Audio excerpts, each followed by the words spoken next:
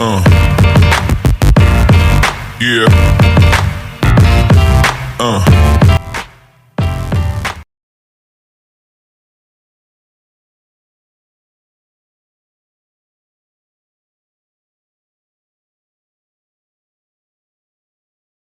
Bismillahirrahmanirrahim. Assalamualaikum warahmatullahi wabarakatuh.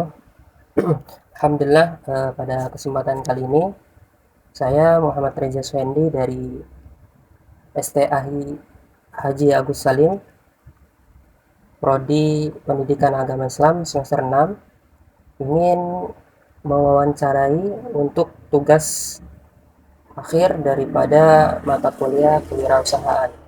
Dan alhamdulillah pada kesempatan kali ini saya akan mewawancarai salah satu seorang pengusaha, ya, yang memiliki usaha toko kelontong. Alhamdulillah beliau sudah bersama saya di sini. Mungkin langsung saja mari kita tanyakan perihal tentang usaha yang beliau sudah tekuni ini atau yang beliau miliki.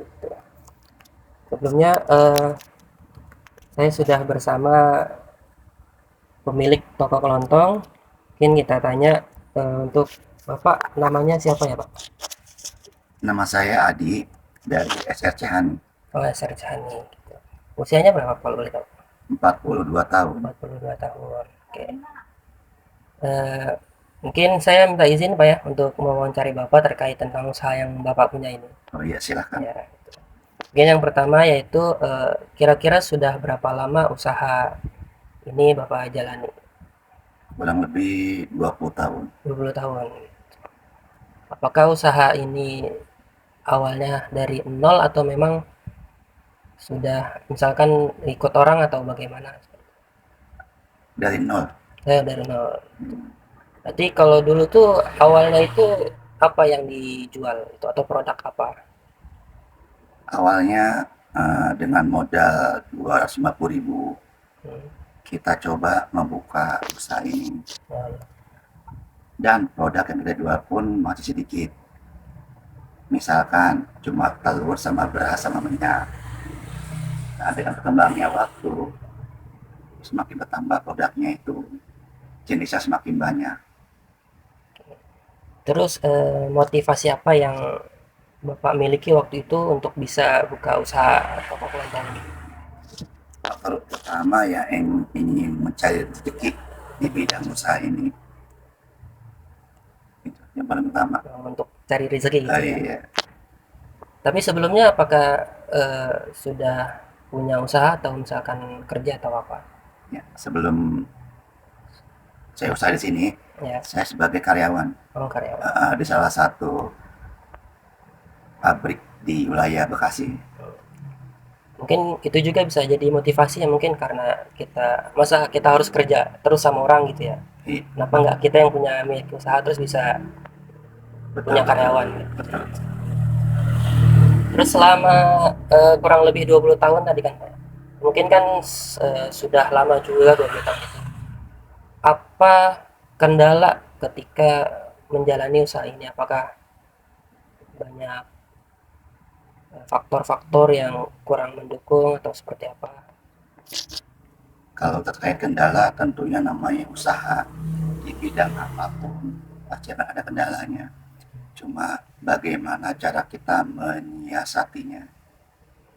Apapun kendala itu, misalkan kalau untuk usaha dagang dulu dan sekarang udah beda.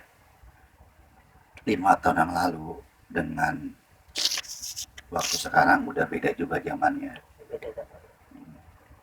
Udah beda cara strategi dagangnya, udah beda cara belanjanya juga. Kita mengikuti perkembangan zaman. Kalau mungkin dulu belanjanya langsung ke tokonya gitu ya. Iya, Sekarang mungkin bisa lewat online gitu. iya. Mungkin 5 tahun yang lalu kita kalau belanja itu langsung ke agen. Ya. Untuk saat ini hanya di HP barang datang sendiri. Hmm. Terus pasti kan tadi sudah disampaikan kayak ya pasti kita usaha tuh ada pasang surutnya gitu. Kadang rame atau kadang sepi gitu. Terus bagaimana yang dilakukan ketika ketika lagi sepi? Ya, sebetulnya yang paling utama kalau untuk usaha dagang atau usaha apapun itu kita harus punya personal branding. Hmm, Kita harus punya toko, kita harus punya ciri khas yang diingat sama konsumen. Terus yang kedua mungkin harga bersaing. persaingan harga ya. Iya, kita bisa bersaing harga. Terus yang ketiga kita bekerja sama dengan berbagai pihak. Kebetulan saya kan bergabung di salah satu paguyuban di Bonangon SRC. Itu di situ itu kita bekerja sama dengan berbagai pihak.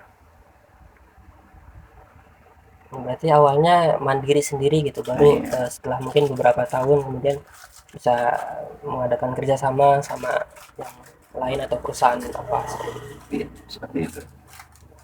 Ya, mungkin yang eh, dalam ini kan toko kelontong mungkin kan dalam persiapan produknya gitu ya, berapa kali atau mungkin berapa bulan sekali untuk bisa belanja stok yang ada di sini, atau misalkan sehari kita belanja atau seperti apa? Kebetulan kalau saya tiap hari belanjanya. Oh, berarti nggak, misalkan nggak setiap minggu sekali baru belanja gitu. Enggak. Nah, berarti setiap hari selalu ada stok yang Nah, iya. ready. Mungkin yang terakhir,